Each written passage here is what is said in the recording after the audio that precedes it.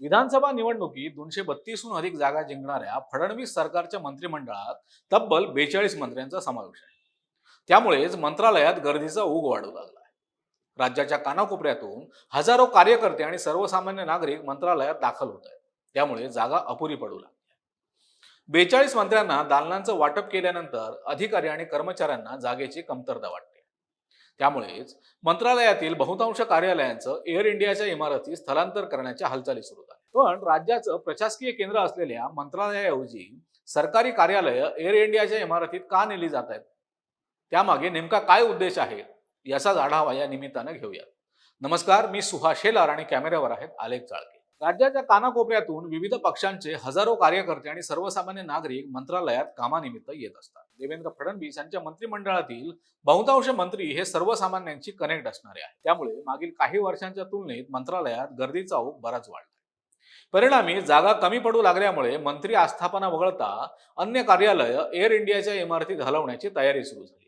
Nariman point परिसरात समुद्र किनाऱ्यालगत असलेली एअर इंडियाची 23 मजली इमारत महाराष्ट्र सरकारनं तब्बल 1600 कोटी रुपयांना खरेदी केली आहे.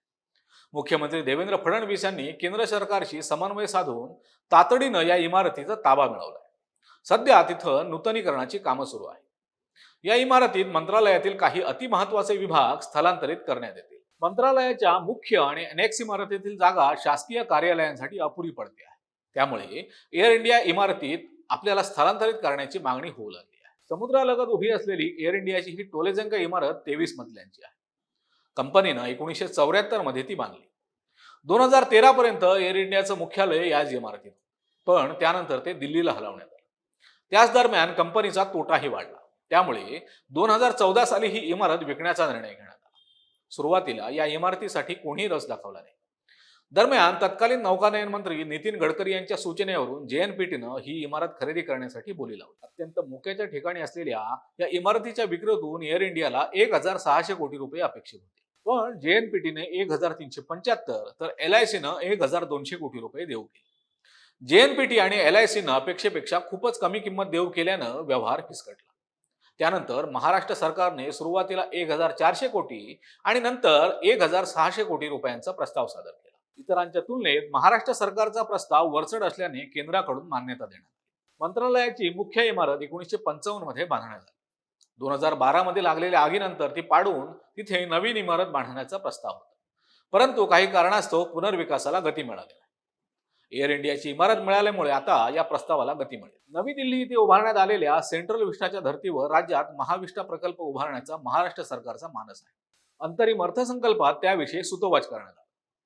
2026 मध्ये राज्यातील मतदारसंघांची पुनर्रचना केली जाणार आहे. त्यामुळे विधानसभा आणि विधान परिषदेतील आमदारांची संख्या वाढणार असून विधान भवनात जागा अपुरी पडणार आहे. मुंबईतील विधान भवनाची सध्याची रचना लक्षात घेता विद्यमान इमारतीत फारसे बदल करणे शक्य नाही. त्यामुळे नवीन इमारत उभारण्याची गरज भासणार आहे. दुसरीकडे मंत्रालयातील वाढत्या गर्दीमुळे प्रशासकीय कामकाजावर परिणाम होऊ लागला. त्यामुळे मंत्रालय आणि विधिमंडळ परिसरातील जवळपास 14 ते 15 एकर परिसराचा पुनर्विकास करून महाविष्ट प्रकल्प साकारण्याचा महायुती सरकारचा मानस आहे. त्यासाठी सध्याचं मंत्रालय, विधान भवन, मंत्र्यांचे बंगले आणि त्या परिसरातल्या अन्य शासकीय इमारती पाडल्या जातील. त्या जागी अत्याधुनिक दर्जाचा महाविष्टा प्रकल्प साकारला जाईल. काही वर्षांपूर्वी PK दास यांनी याबाबतचा आराखडा तयार केला होता. त्यासाठी 7500 कोटींचा खर्च अपेक्षित होता. मात्र हा प्रकल्प आंतरराष्ट्रीय दर्जाचा व्हावा यासाठी आंतरराष्ट्रीय पातळीवरच्या आर्किटेक्ट करवी सुधारित आराखडा तयार करावा असं शासनानं ठरवलं.